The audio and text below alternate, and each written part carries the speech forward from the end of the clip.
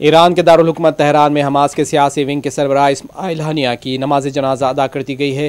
اسماعیل ہنیہ کی نماز جنازہ ایران کے سپریم لیڈر آیت اللہ خامنئی نے پڑھائی، جس میں خواتین اور بچوں سمیت ہزاروں افراد نے شرکت کی۔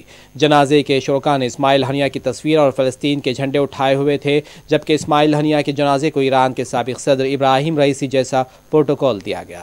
اسماعیل ہنیہ کو جمعہ کے روز قطر کے دارالحکومت دوحہ میں سپرد خاک کر دیا گیا، جس کے لیے ان کی میت آج دوحہ منتقل کی جائے گی۔ ان کی نماز جنازہ جمعہ کے بعد امام محمد بن عبد الوہاب مسجد میں ادا کی جائے گی اور پھر تدفین لوسیل کے قبرستان میں انجام دی جائے گی، یعنی کہ تدفین عمل میں لائی جائے گی۔